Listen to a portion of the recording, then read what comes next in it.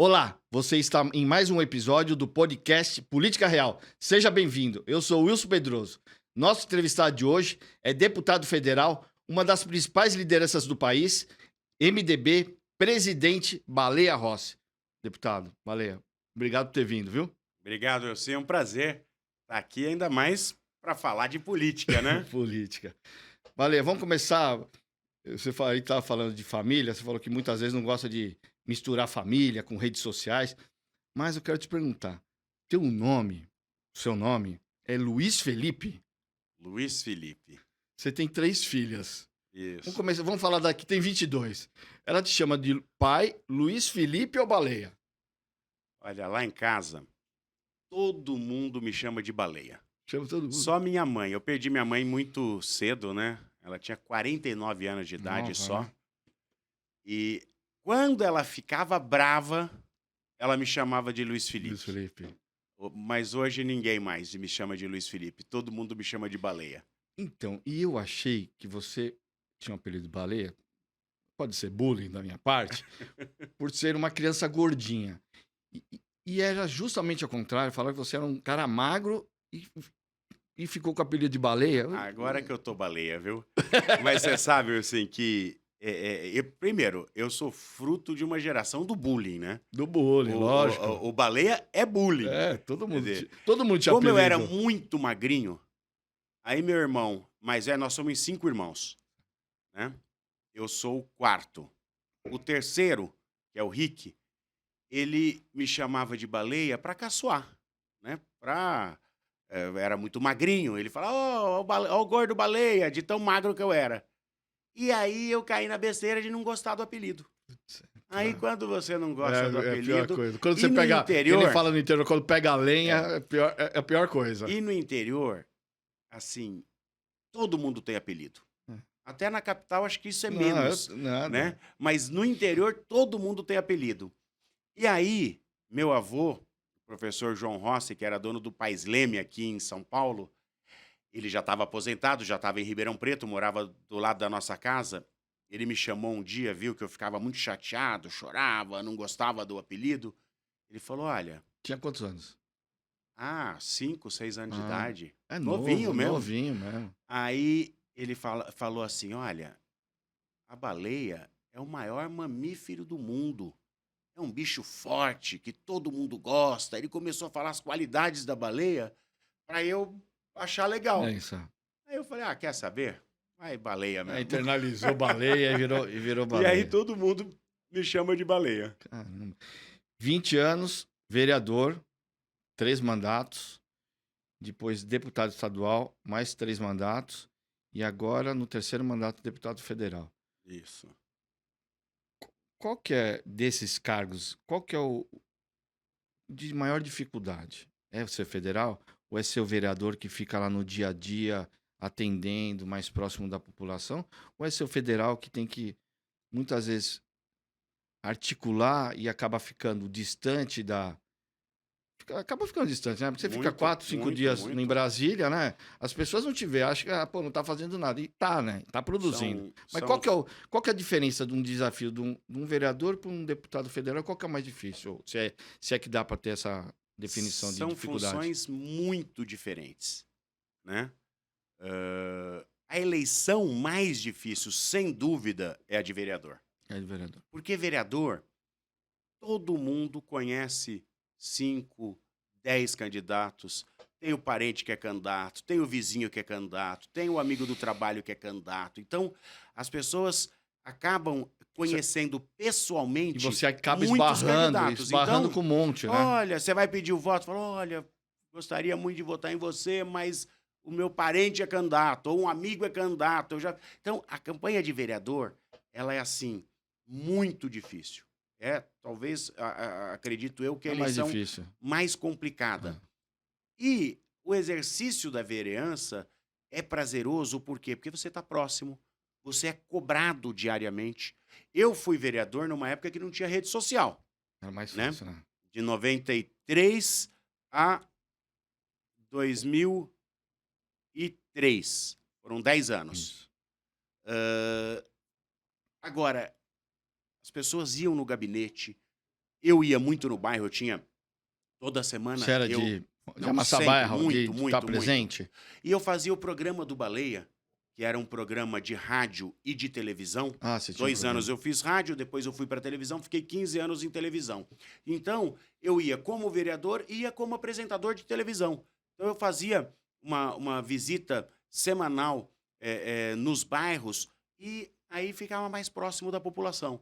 Agora, é prazeroso porque você consegue resolver as coisas mais simples da cidade, mas que para as pessoas é a coisa É mais mais importante. importante. Então, resolver o problema do posto de saúde, que muitas vezes deixa a desejar, o problema da educação, o problema mais simples, E que assim, de infeliz buraco na e rua, que infeliz de corte de mato. Quer dizer, você tem uma demanda muito grande. e que infelizmente, às vezes, só um telefonema do vereador já resolve, né. As Resolve pessoas, porque é às vezes, muita brigam, atenção. brigam, brigam, e o Exato. vereador consegue, num telefonema, resolver, e as pessoas se sentem acolhida, né. Porque você faz porque o negócio do vereador, aí você vai acolher o problema da pessoa, né. Você vai E lá, tem né. reconhecimento. Quando você consegue, claro, resolver uma questão de saúde e de educação, que aí são coisas caras, são coisas importantes, são coisas relevantes, puxa vida, muito prazeroso, inclusive para o agente público, para o vereador.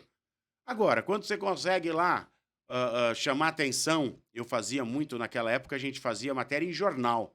Quer dizer, tirava foto do matagal num bairro, quer dizer, aí a prefeitura ia lá, cortava. Você fazia muito por denúncia, Isso, né, por criticar a situação de abandono de zeladoria. Deputado estadual é um degrau acima. Agora, é uma função hoje que ela fica meio no meio do caminho. fica no Você não pode legislar porque a Constituição Federal, ela divide as atribuições do legislativo muito entre a própria Câmara Federal e o Senado e as câmaras de vereadores. Então você fica numa zona cinzenta que você não tem muito o poder de legislar, mas também você consegue fazer um trabalho, principalmente regional. Né? Quando eu fui deputado estadual, eu trabalhava muito pela minha região. certo. Então a gente conseguia muitos recursos, É, muitos você foi super bem investimentos. votado, eu lembro. Para É, deputado estadual e deputado federal, você sempre foi e super bem deputado, votado. e deputado federal já é diferente. Por quê? Porque aí você discute as grandes questões do país. Você muitas vezes não resolve o problema E a do dia a dia da população população. entende a ausência? Não, não, não. É assim, se você tá lá no bairro É ou que na você cidade, você ainda é uma é, liderança nacional, então o cara olha assim: "Pô, meu deputado é uma liderança", ainda tem isso. Mas o cara vamos imaginar o deputado que não é presidente de comissão, que não é presidente de partido.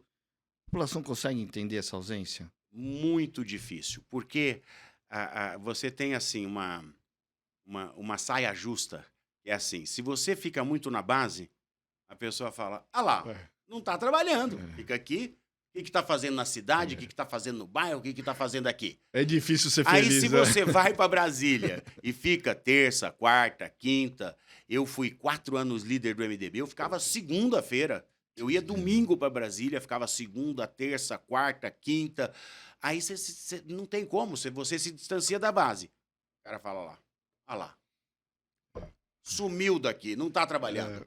Quer dizer, É então, difícil ser feliz, não né? tem jeito. Agora, o exercício do mandato de deputado federal é muito relevante, é Relevante. muito importante, porque você fala realmente das questões do dia a dia e você pode mudar a vida das pessoas de uma maneira macro. Então, é muito legal você poder discutir os grandes temas do país. Então, eu vou entrar nessa questão dos grandes temas, porque tem a PEC 45 que você é o autor, mas só para encerrar essa trajetória de vida, você sabe que você faz aniversário dia 9 de junho e eu faço dia 9 de junho também. 9 de junho, somos É, geminianos. aos seus, não vou falar a idade, mas aos seus rentas, o que você falaria para aquele jovem de 20 anos que era vereador? Qual que é o conselho que você, de toda essa, tem vivência, né?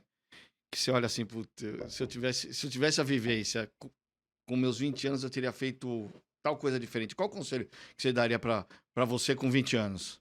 Eu acho que aí é um conselho de vida, né? Olha, não faça nada de maneira afobada. Quer dizer, não pensa, para e respira. Porque Eu acho que não só na vida pública, acho que na vida vida, isso pessoal, é. né? Você, muitas vezes, quando você é mais jovem, você O ímpeto de... reage, né, fortemente. E aí, sem muita experiência, sem muita vivência mesmo, e às vezes a gente faz algumas bobagens, né? É. Agora, eu acho que é isso. Eu acho que é Ter você calma nas parar, decisões, né? respirar, pensar. Ninguém é obrigado a saber tudo. Então, não é vergonha perguntar para o mais velho: olha, aconteceu isso. O que você acha que eu posso fazer? Quer dizer, você se aconselhar com as pessoas que têm mais vivência, isso é fundamental. Agora, claro, a gente apanha também nos erros, a gente aprende nos erros, né? A gente acaba, olha, Tem que você errar não também de vez em comete, quando, porque senão... você não né? vai cometer 2 vezes o mesmo Não. erro. Mas eu acho que é isso. É você poder. O erro faz parte de um aprendizado, Não, né? com certeza. Você aprende muito mais quando você erra, quando você percebe também que você Isso. erra, quando você reconhece Isso. É que importante você erra. reconhecer. Mas eu acho que é isso. Eu acho que quando você é mais jovem, você tem aquela coisa de você querer saber tudo e tomar algumas decisões e nem sempre está correto. Agora, é importante também reconhecer, olha, muda o rumo porque não estava no caminho correto. E falando em grandes projetos, tem a PEC 45, que é a PEC da reforma tributária, que é a noiva da vez, vai, não se discute outra coisa no Congresso ou para fora, para a população, que a sua PEC você começou em 2019. 2019. Ela já saiu do Congresso, hoje ela está no Senado. Mas vamos voltar para o Congresso. Do texto original, quais as grandes mudanças que você falou? Puta, eu tive que... Porque a gente tem que ajustar, né? É governador puxa daqui, prefeito puxa de lá, empresariado puxa do outro lado, o setor produtivo, né? Puxa. Do seu texto original, qual a grande mudança que o texto foi para o Senado? Olha, nós tivemos a apresentação lá em 2019, no meio da discussão da reforma da Previdência na época. O Rodrigo Maia Isso. era o presidente da Câmara, eu era líder do MDB, o Rodrigo até que sugeriu para mim, falou: Baleia, nós temos que enfrentar os grandes problemas do Brasil, as grandes questões. Não adianta a gente ficar enxugando gelo, né? Porque sem enfrentar as reformas estruturantes, a gente vai ficar enxugando gelo e não vai resolver nada. E ele falou, olha, tem um estudo muito legal do CECIF, que era do Bernardo Api, do Nelson Machado, da Vanessa Canado, do professor Eurico. E ele falou, olha, esse projeto é um projeto legal e eu acho que nós podíamos priorizar a reforma tributária. E aí eu topei. Eu falei, não, eu gosto do assunto. Claro que fiquei com o pé atrás. Você é meio CDF? Você estudou? Eu gosto de estudar, mas na escola não era CDF, não. Pelo contrário, era da turma do fundão. Eu também era da turma do fundão. Estou perguntando, porque o Bruno Covas gostava disso, mas o Bruno Covas era CDF. Não. Você pegava, ele estava sempre escrevendo, lindo. Nessa história da tributária, o que eu fiz? Aí eu estudei muito. Porque como eu não sou economista, sou bacharel em Direito, sempre trabalhei na área de comunicação, eu estudei muito a reforma tributária e a proposta do CECIF, PEC 45, para poder dominar, para poder discutir, para poder passar, porque eu estava fazendo a defesa política de um projeto que era feito por estudiosos do assunto, tributaristas, advogados, economistas. E aí eu estudei muito. E muita gente na época falava assim, Baleia, desiste, vai fazer reforma tributária. Desde criança eu escuto isso. E você sabe que... Mas é verdade. E você sabe que eu fui candidato a vereador pela primeira vez em 1992. 92, há 31 anos. No meu primeiro panfleto, como candidato a vereador em Ribeirão Preto, estava lá. Defender a reforma tributária. Eu lembrei disso. Cara, desde moleque eu escuto isso. E assim, desde sempre. E aí muita gente falava, bobagem, deixa isso de lado, você não vai conseguir, vai ser mais um que vai falar que vai conseguir. Mas também muita gente falando, olha, tá na hora, do Brasil entregar uma reforma tributária para reaquecer a economia, para gerar emprego. Quer dizer, então, você ficava no meio. Eu falei, não, não vou desistir, eu vou fazer, eu vou lutar. Quer dizer, posso até não conseguir, porque ninguém faz nada sozinho ali, Isso. é uma convergência, você tem que buscar apoios. E fizemos. E fizemos a discussão. O texto mudou bastante, como você falou, para atender as realidades do Brasil, Faz parte da política com isso. exceções, com algumas questões que são abordadas. Agora, a base da reforma é a PEC 45. Não Quer muda, dizer, então a simplificação, essas mudanças na sua cabeça não mudaram a eficácia de do maneira teu alguma, projeto inicial. de maneira alguma. Você tem o projeto ideal e tem o projeto possível. Possível. O ideal é lá a PEC 45 como ela foi redigida, com alíquota única para todo mundo. E aí, claro, se você tem alíquota única, todo mundo vai ter uma alíquota menor. Menor. Se você começa a dar exceção aqui, dar exceção ali, alguém vai pagar a conta. Então, quer dizer, quando você começa a dar exceções para atender determinados segmentos que para o Brasil é relevante, e eu não estou contra, eu acho que aí tudo foi muito acordado e foi muito conversado. Quer dizer, nós tivemos quase 5 anos de debates. Então, amadureceu muito. O Aguinaldo Ribeiro, que é o nosso relator, cara muito E aplicado, né? competente, Aplicado, trabalhou muito ao nosso lado. articulado, né? Agora, o presidente Arthur Lira também abraçou a matéria. Infelizmente, no governo passado, nós não conseguimos votar. Nós chegamos num momento que nós tínhamos quase todas as condições para votar. Mas aí o Paulo Guedes acabou não colocando isso como prioridade. E uma matéria como essa, se você não tem o apoio do governo, é muito difícil você avançar. E aí, com a entrada do Haddad, o Haddad abraçou essa pauta da tributária como uma possibilidade realmente do país Do país crescer. crescer. Quer dizer, o objetivo equivale. O objetivo é, olha, vamos botar reforma tributária. Aí nós tivemos presidente da Câmara, Arthur Lira, presidente do Senado, Rodrigo Pacheco, o ministro da Fazenda, Fernando Haddad, Fernando Haddad. e os líderes. Planejamento, Simone A Tebet. Simone no planejamento, muito importante nessa discussão. Então, nós conseguimos uma convergência para avançar. Certo. O texto é o texto da política, é o texto que conseguiu. Nós precisávamos de 308 votos, conseguimos 383 votos. Quer dizer, é muito relevante.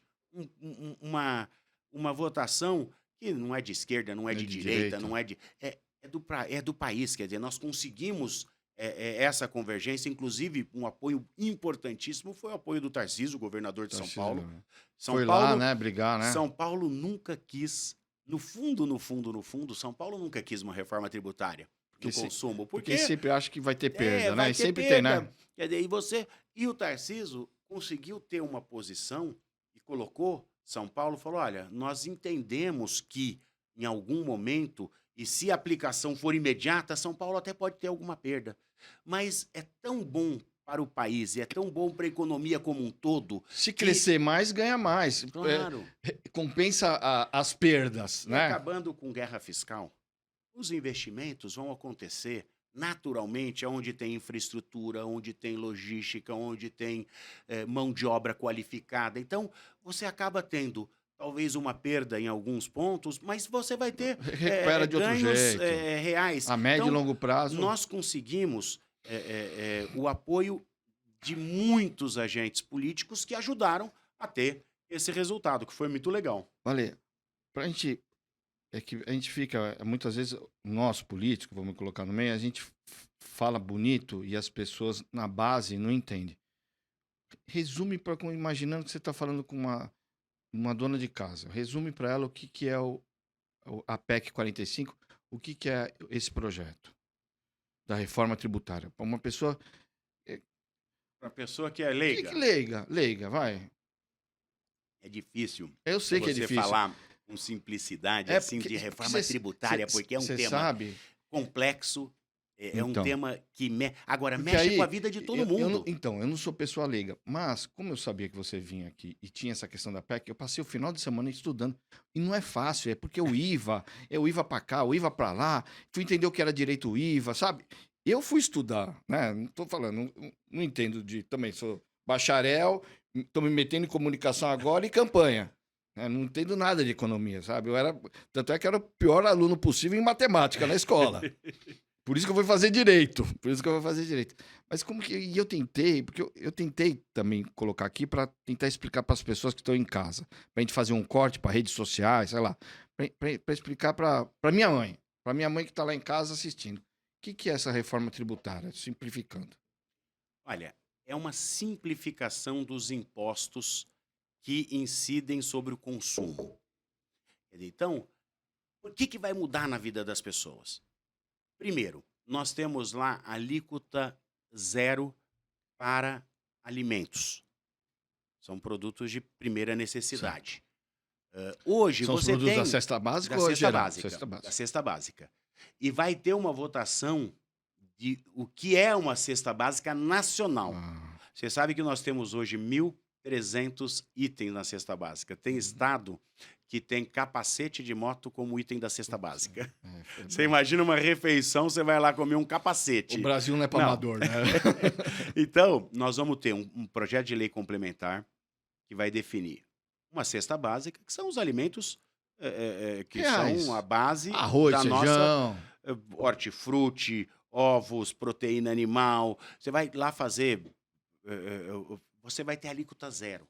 Hoje você tem a desoneração do PIS e COFINS. São 2 impostos federais. Certo. Mas Na ICMS base. cobra. Então, nós vamos ter alíquota zero. Então, o alimento vai chegar na mesa do trabalhador mais barato. Então, você busca numa reforma tributária também justiça tributária. Hoje no Brasil, infelizmente, o rico paga menos impostos do que os pobres proporcionalmente. Por quê? Os pobres compram muitos produtos e os produtos têm alíquota muito acima. Hoje nós temos uma desindustrialização no Brasil graças ao nosso sistema de impostos, que é o mais complexo possível. Você tem a indústria pagando 40%, 50% de tributos e as pessoas mais ricas consomem mais serviços, que é menos tributado.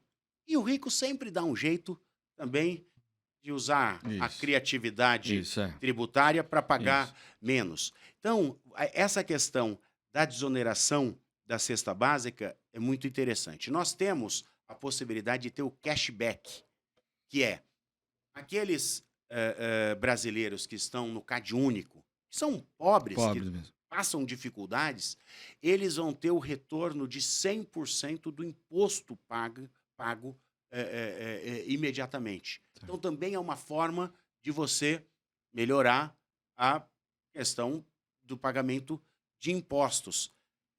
E você vai dar, com a reforma tributária, mais competitividade para a nossa indústria, principalmente. A indústria paga bem, são bons salários e vão gerar muitos postos de trabalho. Então, a vida das pessoas vai melhorar. Por quê? Porque aí não é o Baleia que está falando, nós temos estudos que as famílias brasileiras, com essa reforma tributária, vão melhorar a sua renda per capita em pelo menos 20%. Nós vamos ter, nos 10 próximos anos, 15 próximos anos, a geração de 11, 12 milhões de novos empregos. Por quê? Porque quando você fala que a economia vai crescer, o pessoal fala, vamos ter um crescimento de 20% no PIB potencial nos Isso. próximos 10 anos. Fala, o que é isso? Isso é geração de emprego. Isso. Então, tem vários economistas que falam, essa reforma tributária pode ser para o Brasil o que foi o Plano Real. O Plano Real teve um baita impacto positivo na credibilidade do país, no crescimento econômico do país, é o que a gente espera. E fazer com que o Brasil adote o IVA, que é o Imposto de Valor Agregado, que é adotado por 170 países. Então, Então, nós vamos ficar igual aos demais, então os investimentos vão vir para cá, porque muita gente que olha, esses grandes fundos que querem investir nos países que estão em crescimento, eles olham o nosso sistema tributário e falam, olha, lá eu não vou, porque é uma maluquice. Mas tem... O projeto está no Senado e está tendo algumas modificações, porque eu quero entrar na história do IVA e na produção, mas no Senado, está lá no Senado, deve voltar com algumas alterações. Parece que não conseguiram avançar com a questão da desoneração da folha das prefeituras, que tinha isso no projeto, não tinha? Não, Desoneração? aí não. Aí é num outro É projeto outro que é projeto. vinculado ao imposto de renda. E os governadores e prefeitos também não querem aquele conselho de decisão, de divisão, de quanto vai. Que eu até concordo também, porque assim, uma hora vai pender para um lado, outra hora vai pender para outro, vai ter eleição, aí vai ter candidato que o cara gosta mais e vai capaz de, na hora de votar, segurar a transferência de recurso para tal município, que tudo se politiza, né? Tudo vira política. Sim. Essa história do conselho, você acha que realmente vai retirar ou vai vingar? Na verdade, nós temos as duas casas de leis lá em Brasília. A Câmara é a Essa, casa do povo. essa é a principal alteração do Senado ou não? É. A casa do povo é a Câmara. E a casa da federação é o Senado. Essa é uma discussão da casa da federação. Entendi. São 26 estados, mais o DF. Cada um dos 27 tem 3 senadores. Então, essa questão federativa, nós avançamos bastante, mas chegamos num ponto que nós tínhamos que passar para o Senado, porque ali que é a casa da federação. O Conselho Federativo, eles vão fazer duas discussões, composição e competência. Eu advogo que a competência do Conselho Federativo tem que ser meramente cumprir a Constituição. Não tem que ter deliberação. Hoje, com a tecnologia que a gente tem, com essa história do Pix, é chegar o dinheiro só e já ir para o Estado, para o município ou aperta para a o União botão, e acabou. faz o Quer controle dizer, de porque senão a distribuição, gente cria não o cargo decisão. mais importante do mundo. Não é nem do Brasil, é do mundo. Quer dizer, então, eu acho que o Senado vai nessa linha. O Eduardo Braga, que é o líder do MDB, é o nosso relator lá. Tem muita consciência, muita experiência, muito respeitado. Eu acho que vai nessa linha. Fazer uma composição com todos os estados de quem vai compor, como que vai ser a relação de forças, para não ter, para não desarticular, né, a questão federativa, mas usando tecnologia, tem que ser um conselho meramente de distribuição do que diz a Constituição, porque é uma emenda constitucional. Então, eu acho que eles vão conseguir acertar essa parte com tranquilidade, com muita consciência. Para encerrar esse assunto, as últimas duas perguntas. Por que tem empresários ou tem setores com medo, falando que a gente corre o risco de ter o IVA mais caro do mundo? E outro dia, acho que inclusive era uma reunião do LIDE que está tendo em Milão, o presidente da Pirelli falou assim, olha, estão só preocupados com imposto, em simplificar os impostos. É legal, né? Devia falar que é legal. Mas não estão preocupados com o valor da produção, com o custo da produção, que está muito alta, a margem está cada vez menor. Então, por que tem gente que força essa história que o IVA vai ser o mais caro do mundo? E essa fala do presidente da Pirelli, que está só preocupado em imposto, mas não está preocupado com o custo da produção. Olha, são duas coisas. Primeiro, o nosso sistema é absolutamente desonesto. Por quê? Porque hoje é impossível saber quanto que se paga de imposto no Brasil. Impossível. Não tem economista que a vida inteira estudou os tributos que saiba exatamente quanto que se paga de imposto no Brasil em determinado produto, em determinado serviço. Porque você tem impostos diretos, você tem o que resta de impostos indiretos que vem no meio da cadeia produtiva, você tem uma carga tributária que às vezes é invisível, mas que todo mundo está pagando. Todo mundo está pagando. Então você tem o tal do custo Brasil que está embutido em tudo. Então não dá para você falar assim, não, a carga tributária, o imposto IVA vai ser o maior do mundo. Nós já pagamos isso. Só que, como não é É transparente, 10, 5, 2, 3. todo mundo já né? paga. Todo mundo já Porque paga. a nossa reforma ela tem uma base. É o seguinte, nós não vamos aumentar a arrecadação, não vamos aumentar a carga tributária. Pelo contrário, Vamos organizar vamos organizar e e simplificar. a arrecadação vai ser exatamente a mesma. Tanto é que você tem Mas transição. por que tem gente você falando tem- que vai ficar mais caro? Porque as pessoas acabam olhando só para o umbigo. Né? Você precisa cuidar da floresta, não de uma árvore só. Entendi. E claro, é natural do ser humano. Eu quero saber como que vai impactar para mim. Né? Eu não estou preocupado com o vizinho, não É estou isso. preocupado com a população como um todo. Então, na verdade, aí é muito por egoísmo. Porque eu só quero me dar bem. Eu só quero Tem algum, saber. tem algum setor que era que era que tinha desconto e nós estamos voltando a onerar ou não? Não, nós vamos acabar com todas as desonerações. Isso, vai acabar Quer dizer, então. vai acabar com absolutamente tudo. Mas de uma forma que você organiza a economia e todo mundo vai saber o quanto vai pagar. Entendi. Diminuir a carga tributária, que é o objetivo principal de todos nós, aí nós temos que falar em reforma administrativa. Reforma Nós temos que diminuir o custo do Estado. É. Hoje o Estado tem A um reforma custo administrativa é a principal reforma depois da reforma tributária, não é? com absoluta certeza. Então, a nossa reforma, ela é neutra. Por quê? Porque não vai haver nenhum tipo de aumento de tributação através da nossa reforma.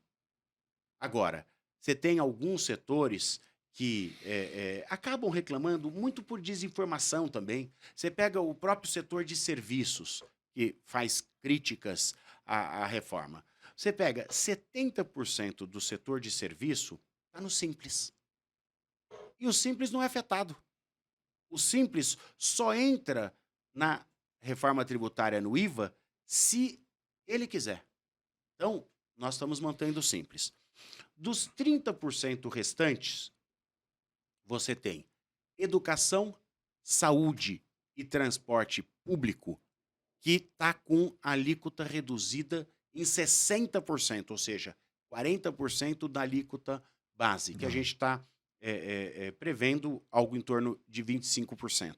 Então, você já tem a maioria desses 30% restantes que estão saúde, educação e transporte público. Também não é razoável você votar uma reforma tributária e aí você ter aumento da mensalidade da escola, Pô, do tá plano louco, de saúde e do transporte público. Aí nós não, Quer dizer, nós não aguenta. aí você tem o agro, que também ficou com alíquota reduzida. Reduzido. Então, Ah, aí você começa... importante o agro. Aí você pega desses 30%, 90% prestam serviço no meio da cadeia produtiva. Então, hoje vão pagar lá 12%, 15% de imposto e acabou. Acabou aí. Pagou, acabou. Com o IVA, quem trabalhar no meio da cadeia produtiva para pessoa jurídica vai gerar crédito de 100% do IVA, ou seja, vai se beneficiar. Entendi. Então você tem uma pequena parcela que vai acabar sendo afetada, mas dentro do todo não é preocupante, porque você acaba com o aumento, com o fomento da economia, com o crescimento da economia.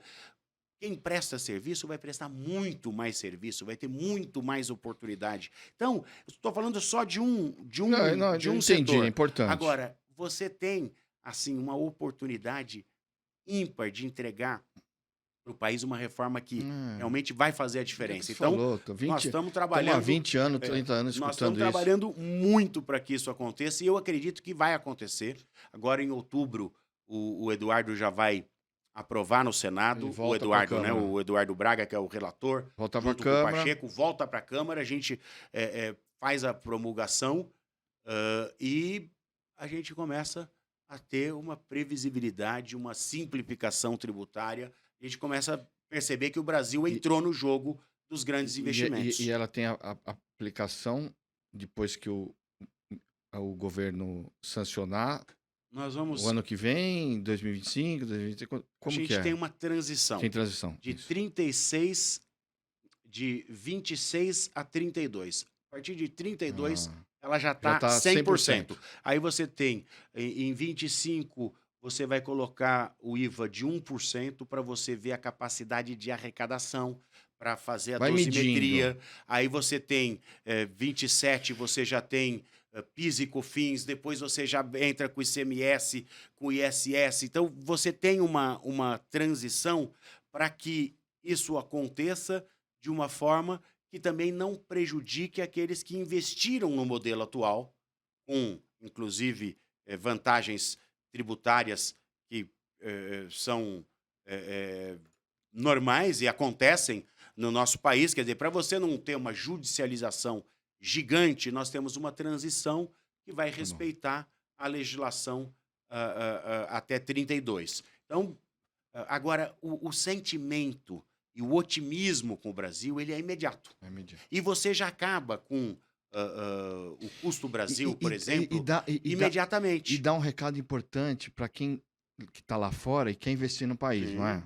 Dá um total. recado, porque você começa a trazer, você começa a simplificar, mas também você começa a demonstrar que você tem preocupação com isso, com imposto, com produção. Então o cara que está lá fora começa a se sentir mais seguro e investir no país. Não tem isso? Total. Você pega um país que uma empresa gasta 1.500 horas por ano para saber o que vai pagar de imposto. Ah, não, Isso daí é é, proibitivo. não dá. Aí você pega um país que tem 5 trilhões de reais no contencioso tributário. As empresas discutindo se paga A ou se paga B. Ah, tem aquela do, do bombom, se é waffle Ah, ou se é, isso aí. ou se é Isso chocolate. aí, isso aí, Quer isso dizer, aí. então, é uma coisa de louco. Quer dizer, aí você tem um enquadramento do produto de acordo com a questão da tributação. Isso é a coisa mais maluca que tem.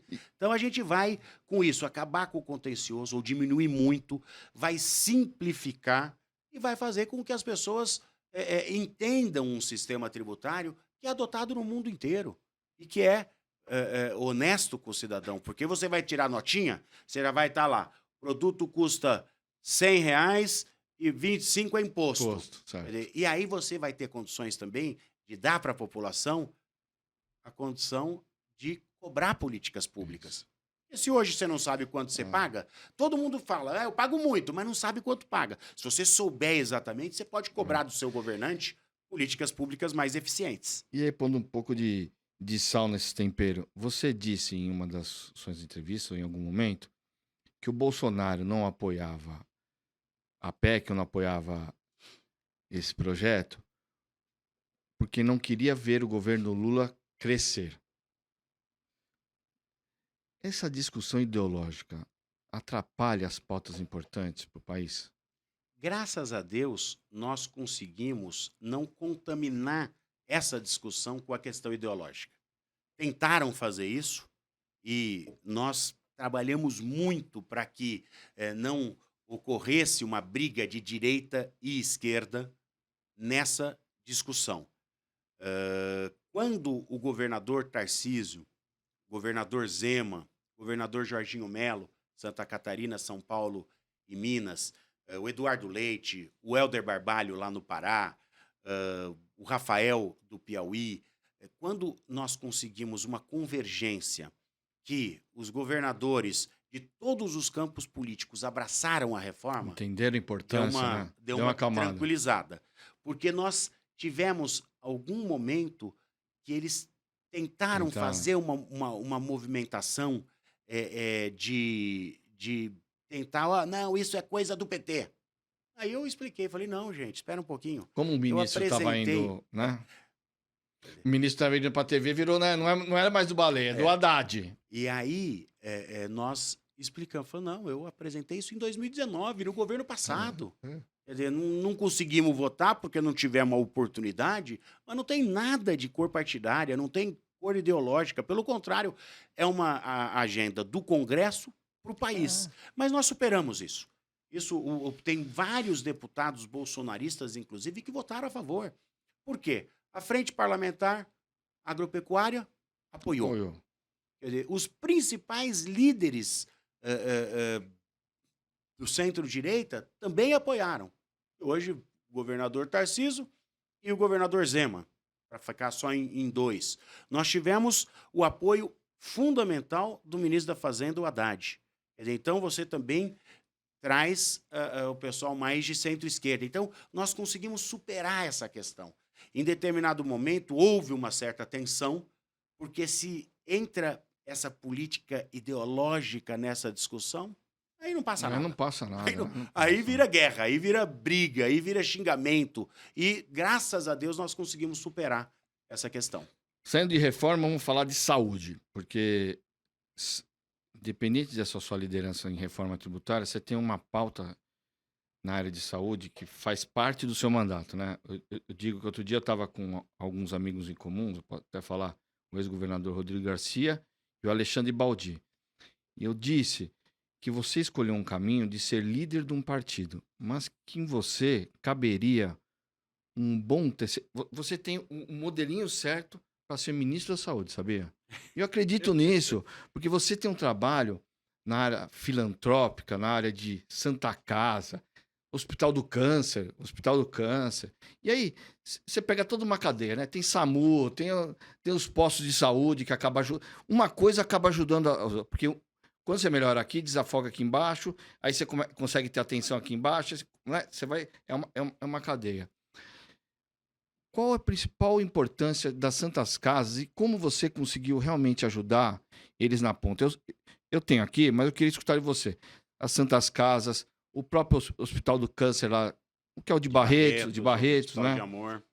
Fala um pouco desse seu trabalho, porque muitas vezes fica nessas pautas econômica, mas você tem sensibilidade. Eu falo um negócio do Ministério da Saúde, porque ministro da Saúde não precisa ser médico. Tem principalmente ter capacidade de articular.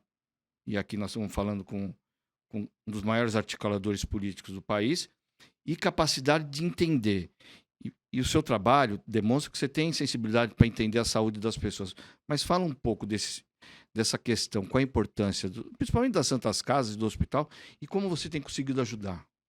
Olha, sendo um deputado do interior, eu vivo muito próximo dos problemas das pessoas, né? E assim, a coisa mais difícil, Ilcinho, de você ser deputado e você tem as emendas parlamentares e com transparência, eu sou absolutamente a favor das emendas. Eu acho que as emendas são importantíssimas, principalmente para os pequenos municípios, que muitas vezes são invisíveis perante os olhos do governo federal. A coisa mais difícil para um deputado é pegar uma emenda e fazer assim, olha, eu vou mandar essa emenda para um lugar porque ela vai melhorar a vida das pessoas. E isso, poxa, eu quando me tornei deputado, eu quero melhorar a vida das pessoas, eu quero ser útil para que as pessoas tenham uma Isso vida dá prazer, de melhor né, qualidade. É uma coisa que, poxa, É missão, né? você É tem que ter missão. essa ambição. Se você não tiver isso, larga a vida pública. E aí, eu comecei a perceber que quem tem plano de saúde ainda se vira. Se vira. Agora, quem não tem plano de A saúde vida é dura. é uma dificuldade. Claro que a gente tem que sempre valorizar o SUS, que é o sistema, acho que, mais importante Sim, do o mundo SUS seria pior ainda. de saúde. Agora, nós temos nessas cidades, na grande maioria das cidades, as Santas Casas que estão de portas abertas para as pessoas pobres que não têm plano de saúde. Então eu falei, puxa vida, como que eu posso ajudar as pessoas mais simples que passam necessidade? Ajudando as Santas Casas, ajudando o setor de saúde. Você sabe que Santos, até as pessoas que têm plano de saúde, muitas vezes, o primeiro local que recorre quando estão com algum problema é na Santa Casa de Santos. Não, Mesmo quem tem tá plano de saúde, exato. E na hora tá da de portas emergência, é abertas. na Santa Casa que eles vão. É isso.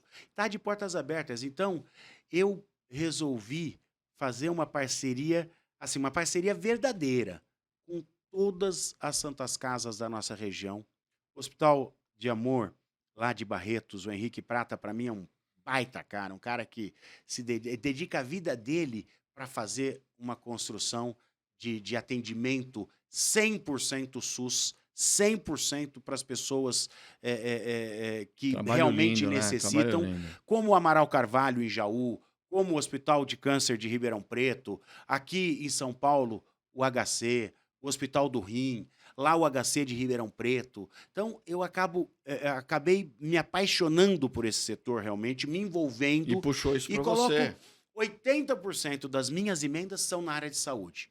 E para essas pessoas realmente que atendem a todos. Então, é uma coisa prazerosa e você vê o É resultado. isso que E eu ia às vezes falar. você coloca a emenda numa obra, E não vê. claro, É, você é tá legal, é lá, legal, né? Mas é pô, tijolo. você coloca asfalto, você coloca, ela vai recapear, vem a primeira chuva, acabou. É difícil. Entendeu? Então, quando você consegue boas parcerias com trabalho Gente séria. sério, É, gente o séria. pessoal das Santas Casas é um pessoal muito sério. É Um sério. pessoal realmente É que na isso. cidade ele se envolve, ele se compromete. Então, é uma área realmente que eu me apaixonei e continuo. Mesmo discutindo aí reforma tributária, eu visito toda semana, eu visito as Santas Casas, vou lá na prefeitura, vou no Eu posto de lembro que você ia no saúde. Rodrigo Garcia ver essa questão da Santa Casa. Acho que teve até um projeto, que nós fizemos no estado um projeto, que você Muito, estava muito próximo, não era? Que o era? Rodrigo, ele Como que era aquele melhorou projeto muito. da Santa É Casa? o Pró Santa Pró Casa, Santa que Casa, né? você acaba porque o que que acontece? A conta não fecha. É. Hoje nós temos a tabela E eu sei que SUS. você estava muito A próximo disso. tabela SUS, ela está defasada há 20 anos. É difícil. Então, um procedimento que custa R$ 500, a tabela SUS coloca É R$ 100. difícil. E a Santa Casa faz esse Faz, procedimento. não é Então, que deixa de fazer, né? o governo do estado, e o Rodrigo teve uma participação efetiva nisso, lançou o Pró Santa Casa, que melhoram um pouco os repasses para as Santas Casas. Santas Casas têm dívidas, então tem um outro programa do governo do estado que renegocia as dívidas da Santa Casa. A verdade é que todas as Santas Casas trabalham no vermelho para atender as pessoas. É Porque se isso, né? você tem um procedimento de 500 que só paga 100, você está no vermelho, É, não tem como. tem um buraco, Então, né? a prefeitura acaba ajudando, o governo do estado acaba ajudando, quer dizer, e quanto Vira uma mais. corrente de é, pessoas ajudando pela saúde pública. e esse é um assunto realmente que eu consegui até hoje ajudar bastante e vou continuar. Enquanto eu tiver mandato, enquanto eu tiver energia, é uma área que eu vou continuar ajudando, porque eu tenho certeza que é o que me faz chegar lá na ponta, na família mais simples e falar: olha, seu mandato está fazendo a E diferença. para chegar, para a gente chegar na parte política, mas encerrando essa de saúde, e aí a parte política é o nosso final, remédio de alto custo. Vira e mexe, aparece alguém que precisa. Uma vez o próprio governo do estado aqui se envolveu para atender uma menina. Mas como faz para simplificar isso? Como que a gente. Esse é um problema, e o pessoal está É, judicializando, judicializando. né? E a E justiça. acaba a Pô, justiça dando, não- e aí a o justiça Estado ou tira o do colo, né? município É lógico. acaba pagando. Nós temos na PEC 45, lá na nossa reforma tributária, a isenção de vários medicamentos, principalmente dos de combate ao câncer. Medicamentos e equipamentos. Quer dizer, para a gente poder levar o atendimento ao câncer para o maior número de pessoas. Você sabe que hoje existe uma modernidade tão grande e novos tratamentos que, se a gente der à população o acesso ao tratamento precoce, graças a Deus, milhares de vidas estão sendo Você. salvas e vão ser salvas. Então, nós colocamos também na reforma tributária a isenção de medicamentos e equipamentos para Ah, que o bom. combate ao câncer. Então, tem possibilidade. Eu acho que, assim, se a gente tiver condições de tocar essa agenda, nós vamos entregar um projeto que vai fazer bem para a vida de todos, mesmo daqueles que estão reclamando. Mesmo que só Depois, reclamar. depois que a PEC 45 for Aí implantada, a poeira vai quer dizer, baixando, eles vão entendendo. as pessoas começam a compreender e vão falar como é que eu vivia num sistema tributário, num manicômio tributário que era o país. Se Deus quiser, nós vamos conseguir isso. E aí vamos passar para política. Como eu disse na parte de saúde, e adiantei um pouco, você é um deputado que tem sensibilidade. Porém, a sua capacidade de articulação é invejável. Você, no seu segundo mandato de deputado federal, já virou presidente do MDB. Não é fácil, né? A gente sabe, né? Tem nego com 20 mandatos ali não consegue cavar esse espaço e ter essa capacidade de articulação que você teve. Porque o MDB, vamos falar, PT, PSDB, tem lá seus caciques, mas às vezes muito regional São Paulo, muito regional Nordeste. O PMDB é um, é um povo, né? Assim, é tudo liderança, tudo grande cacique, tudo grandes caciques, né? Não é liderança promissora. Não, é tudo grandes caciques. Como fazer para equilibrar o MDB? Como? Porque eu vejo um puxa para cá, outro puxa para lá, um gosta mais ficou próximo mais do Bolsonaro, outro ficou mais próximo do Lula. Como você faz para equilibrar? Qual que é a receita? Olha, primeiro eu gosto muito dessa questão partidária, de construir Você gosta de fazer partido. partido? Tem que Adoro, eu gostar. acho que é uma coisa assim prazerosa e que também é uma maneira de você ajudar as pessoas, de você fazer a diferença na vida das pessoas, porque com um partido forte você fortalece a democracia e você fortalece principalmente o acesso das pessoas às informações. Eu acho que é muito importante É no nosso importante. país. Agora, o MDB, desde quando eu assumi o partido, em 2019, a gente tem dialogado com todo mundo. O MDB é um partido forte, que graças a Deus cresceu na eleição municipal de 2020 e cresceu em 2022. Nós tínhamos 34 deputados federais, elegemos 42. Nós temos hoje 11 senadores, nós temos 3 governadores, nós temos 7 vice-governadores, nós temos 99 deputados estaduais. Então, o MDB, nós temos mais de 7.000 vereadores, nós temos 851 prefeitos e 689 vice-prefeitos. Então, é um partido que está presente em todos os estados, em todos os cantos do país. E o que você falou, tem lideranças que pensam de forma diferente. Você tem as diferenças Ainda regionais bem, né? que a gente respeita. Imagina todo Então, mundo pensando igual, começa a ser o chato. que nós não podemos ter é preconceito. Quer dizer, não é porque a pessoa tem um posicionamento de centro-direita é que ela está absolutamente errada. Não é porque ela tem um posicionamento de centro-esquerda que também ela está errada. Você tem que compreender os motivos que levam a pessoa a ter um posicionamento. Quer dizer, e respeitar esse posicionamento. Então, eu acho que o grande segredo do MDB é esse equilíbrio. É saber respeitar as lideranças, saber respeitar o posicionamento político de cada um e, claro, fazer com que o MDB tenha uma unidade dentro de uma perspectiva de que as bandeiras principais do partido, as tradicionais, que é a defesa da democracia, das instituições, o respeito à Constituição Federal, seja um mantra dentro do partido. E hoje nós estamos trabalhando 3 bandeiras Isso. mais atuais. Primeiro, com a COP30, que vai acontecer lá no Pará, É que teve lá reunião outro dia. com o governador Helder, Entendeu? ele vai liderar um movimento que é muito importante do respeito ao meio ambiente sustentável.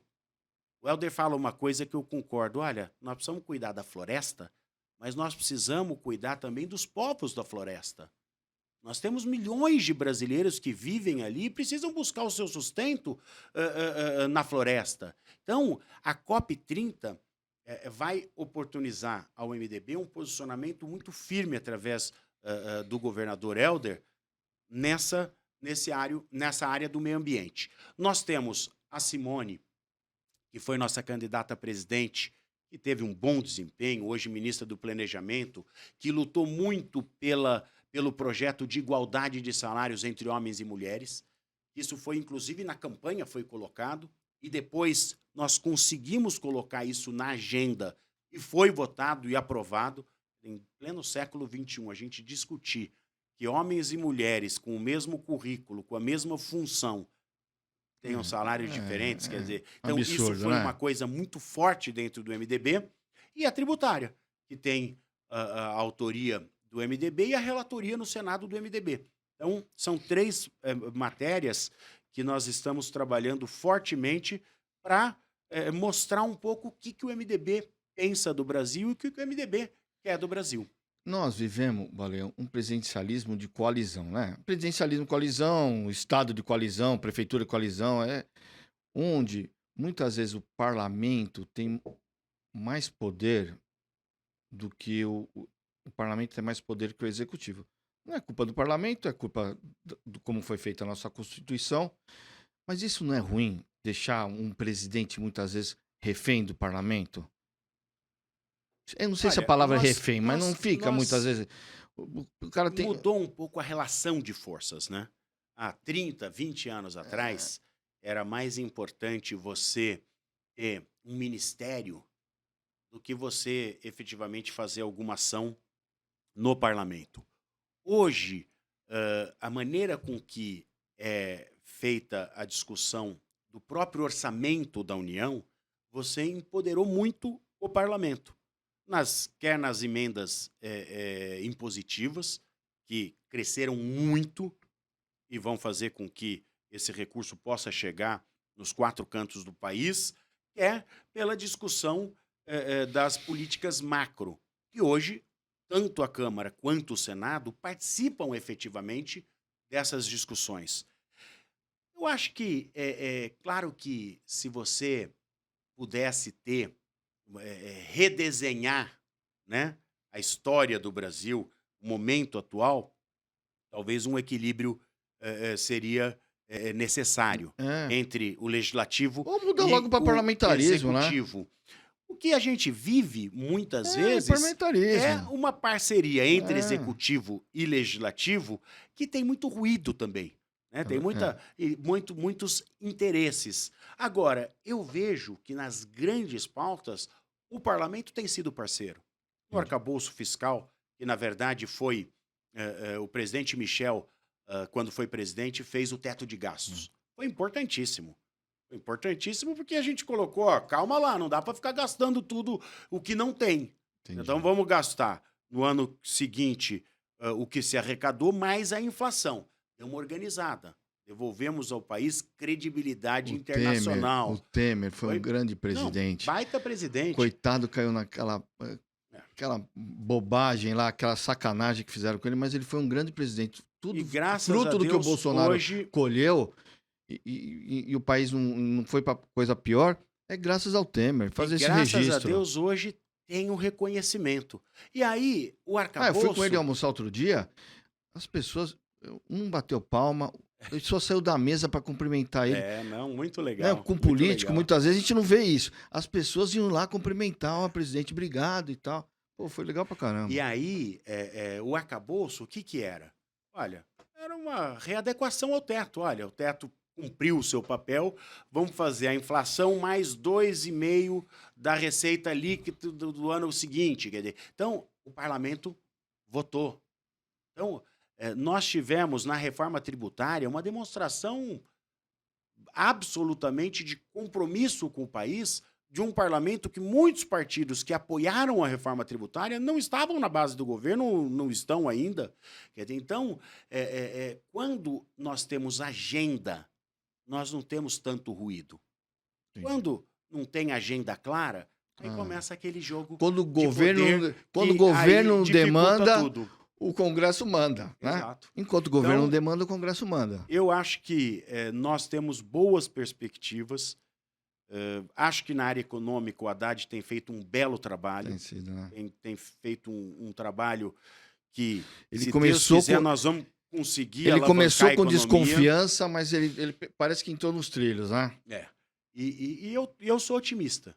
Claro que eu sei que a vida não está fácil para ninguém, mas se a gente for fazer uma previsão, eu acho que com essa agenda de votações do Congresso, a gente vai conseguir avançar e o país vai voltar a crescer. E mais 3 perguntas para encerrar, porque a assessoria está toda desesperada. Me deram 1h20, eu estou 1h18, mas já estão há 20 minutos falando que eu tenho que encerrar. Pô, sacanagem, viu? Vou aproveitar o Baleia. Pô. Se pudesse, eu ficar aqui 3 horas conversando com ele. Baleia, o PMDB é base? O MDB hoje... O MDB é base? O MDB hoje tem 3 grandes ministros. Tem a Simone, que foi a nossa voz na campanha eleitoral, ministra do Planejamento. Um grande ministro. Tem o Renan Filho, que é ministro dos Transportes, que é um baita gestor. Cara que... Você vai ver o trabalho dele nesse ministério. Já está mostrando, já está desenvolvendo, já está crescendo, está conseguindo fazer não só investimentos, mas parcerias público-privado para destravar um pouco essa infraestrutura do nosso país. E temos o Jader Filho, ministro das Cidades. Portanto, o MDB tem uma relação de base colaborativa, propositiva com o governo federal, emprestando 3 dos seus principais líderes para ser ministro de Estado. Então, mas por que eu estou te perguntando? Porque nós temos eleição o ano que vem. Como ser base e evitar que o Lula venha aqui atrapalhar a principal candidatura do MDB no país? Porque, querendo ou não, todos são importantes, mas a dimensão de São Paulo, isso aqui é um país. Como evitar que, tendo essa aproximação, evitar que o Lula venha atrapalhar o Ricardo Nunes na eleição?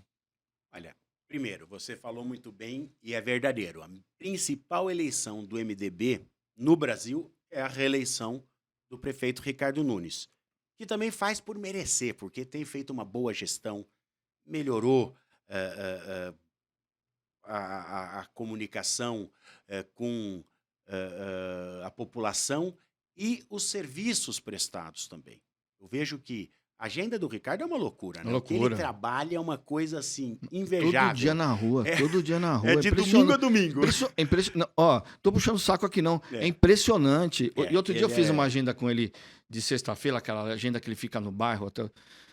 Ele foi para uma outra reunião, deu 6 horas, eu piquei a mula. Eu tava desde as 8 horas da manhã na rua com ele. Aí deu 6 horas, ele falou, agora vou ter um encontro, vamos? Falei, não tenho que eu vou. Foi embora. E nós respeitamos acordos políticos também. O presidente Lula, na eleição presidencial, fez um acordo com o PSOL, do Boulos, para receber o apoio do Boulos, apoiaria ele para prefeito. E vai cumprir. Ele vai cumprir o acordo que tem. Mas nós acreditamos, por exemplo, a Simone vai fazer campanha para o Ricardo, o Jader Filho, ministro, vai fazer campanha para o Ricardo, o Renan Filho da mesma forma. O MDB como um todo está unido em torno do Ricardo Nunes. Do Ricardo. E a gente sabe dividir essas questões. Tem um compromisso político? Tem que honrar um compromisso político. Agora, nós temos convicção que o melhor para a capital é a permanência do Ricardo Nunes. E as pesquisas estão demonstrando que a própria população está reconhecendo nele um gestor que tem humildade, que tem a capacidade de ouvir, que dialoga e que põe a mão na massa e trabalha. Então, eu estou muito confiante com a eleição aqui na capital. Vamos dividir, quer dizer, não tem essas questões. Você tem a realidade local. Quer dizer, não vamos discutir a política nacional. A política municipal, você discute o posto de saúde, se a escola tem dinâmica diferente, se a zeladoria está ok. Eleição municipal tem dinâmica diferente. Eu dou entrevista falando isso. O pessoal fala, e a polarização? Falei, senhora, e quem tem o que dinâmica mostrar, diferente. Não tem que querer buscar subterfúgios para querer discutir o que não é a realidade da eleição municipal. E eu tenho visto que você tem ajudado nas alianças. Tanto é que outro dia você teve um almoço no Tarcísio, onde você levou os prefeitos do PMDB.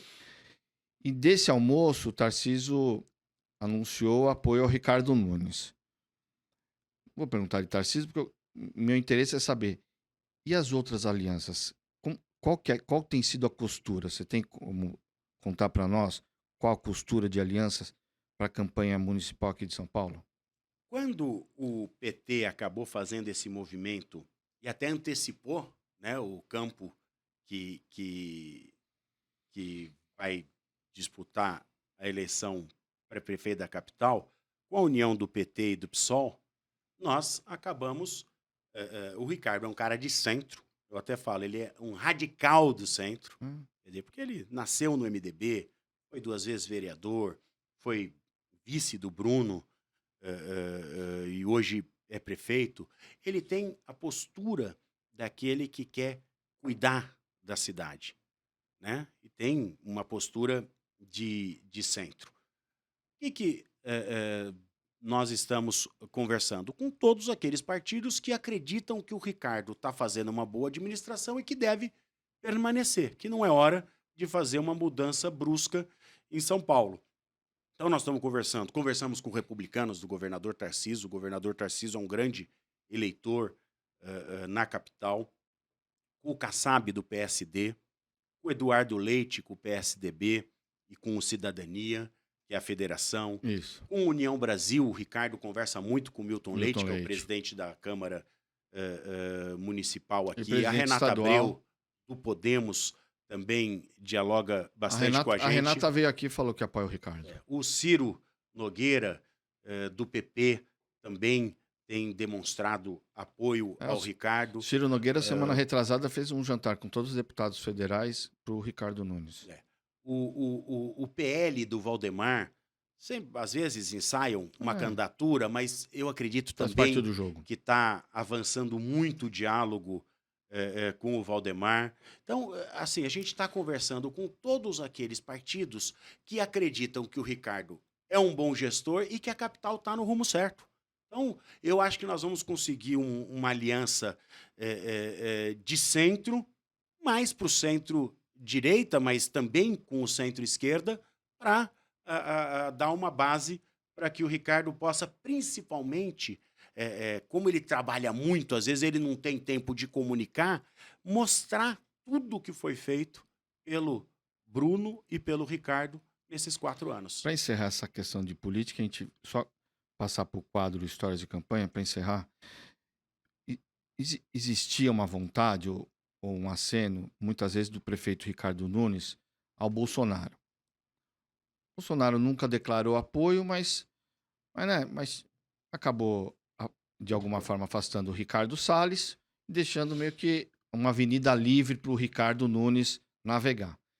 Mas a última pesquisa do Datafolha, por conta até de todas as dificuldades que o Bolsonaro está passando, não vou entrar no mérito se está certo, se está errado, se ele fez, se ele não fez. Mas está lá, 68% das pessoas não votariam em alguém indicado por ele e 37% em alguém que fosse indicado pelo Lula. Como equilibrar? Porque 68% é um número alto. A gente sabe, a gente já fez eleição, é um número alto. Não estou querendo diminuir ele, mas é um número alto. Como equilibrar para manter o apoio, mas também para não perder eleitorado? Eu acho que o Ricardo, pela característica dele, de ser um cara simples, de ser um cara humilde, de ser um cara reconhecidamente trabalhador, ele tem que continuar do jeito que ele está, fazendo uma boa gestão, trabalhando como prefeito. Apoio a gente recebe. Quer dizer, não dá, eu não quero o apoio do A, B, C, D ou E, independentemente.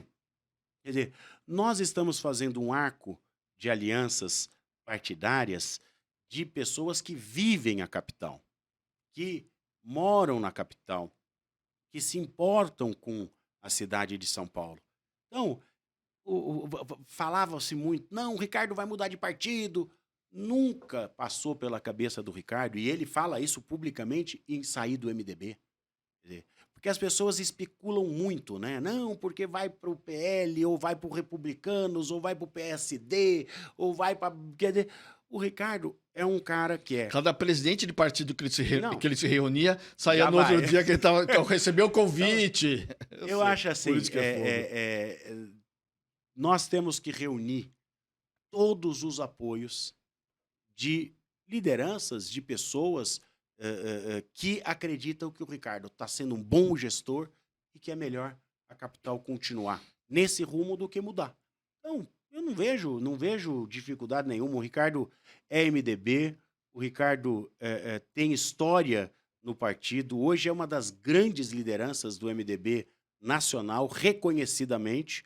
Eu não vejo dificuldades na costura dessas alianças. Eu acho que nós temos que juntar todos aqueles que queiram o melhor para a capital. Valente, agradeço. Só para encerrar, eu falei com você, nós temos um quadro aqui, Histórias de Campanha. Todo mundo já veio aqui. Renato falou uma, Michel Temer contou 2 histórias de campanha, Ricardo contou, Dória contou. Até quem não é político contou, o Gilson de Paraisópolis veio e contou, né? Porque eles recebem, né, candidatos lá. Eu vou chamar a vinheta e vou pedir para você contar uma história de campanha que você ache ou engraçada, ou divertida, ou interessante para compartilhar com as pessoas que não vivem o dia a dia de campanha eleitoral e muitas vezes só enxergam o que está na TV no horário político, que é tudo bonitinho, tudo bem arrumadinho. Então, histórias de campanha, roda o VT com Baleia Rossi, deputado federal.